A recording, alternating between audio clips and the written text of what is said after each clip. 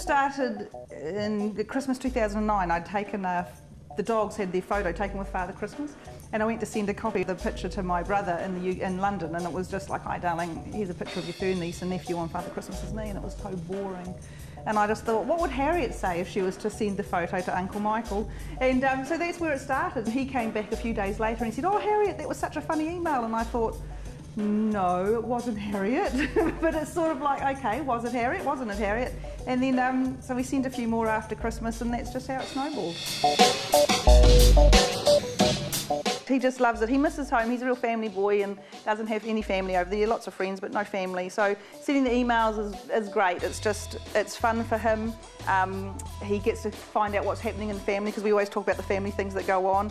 And yeah, if he's had he works till midnight some nights, which is just ridiculous. And if he goes to work in the next morning and there's an email there, he's stoked. And I remember one time I sent him an email. He'd been having a really hard time at work, just busy, and the pressure was ridiculous, and he said he dragged himself out of bed that morning and went to work, and there was an email from Harriet, and he said it just made his day, so it made it much easier to get through everything, because there was Harriet being her normal self, learning all the ins and outs of growing up, eh, Missy? So yeah, so he loves them, he absolutely loves them.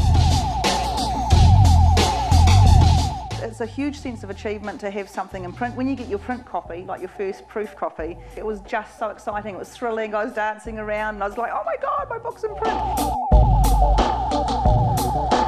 She just understood what I wanted. I didn't have to go into huge detail.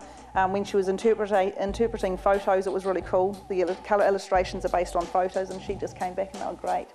And when I went with my imagination, like I say, I want a picture of a nasty goat, or I want a picture of the dogs on the lie-low and all that sort of stuff, it just came in and it was really cool. Her interpretation of things is great. And understanding us. Eh, Harriet? Understanding you. Yeah. I had a friend say that it reminded her of a Shrek movie. You know Shrek, because the cartoon part and the funny part appeals to children, but the underlying humour appeals to adults. Well, that's what this book is all about. And it's toilet humour, because lots of poos and wheeze and farts and carry on, which is why if you live with animals, that's just normal. Actually, if you live with children, that's just normal. So the toilet humour appeals to the kids because it's instantly funny, but you read the book and it's as an adult and you actually hear what I'm saying in a very veiled way. So yeah, it's a huge appeal. I was initially doing maybe 7 or 8 year olds, but I found that the young, like tweens, not quite teenagers, or just early teenagers, are really appealing to it because they love dogs so much and generally love animals so much. But yeah, adults are really getting into it, and it's the adults that I get most of the feedback from, which is really hard case.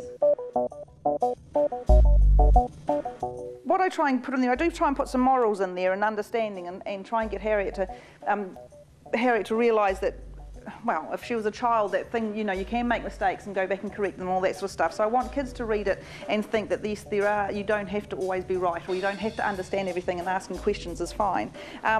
I just like kids reading. I mean, as a kid, I loved reading, absolutely loved reading. I loved books. I loved the physical holding of a book and smelling it and all that sort of stuff. So I think that trying to encourage kids to read is really cool. Trying to encourage kids to treat animals nicely is really nice as well. And adults, just making people laugh. Look, I'm a humorous person in my normal daily life, and so making people laugh is a real joy. So just getting them to enjoy the humour in it is really good.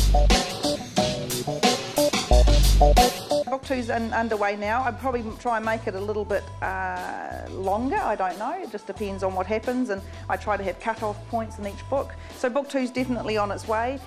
What's next? Just get it out there. Look, it would be great to have an international audience. It would be really good to just get into schools more and have more kids reading them, but also get their adults engaged as well, because I think they make the decisions.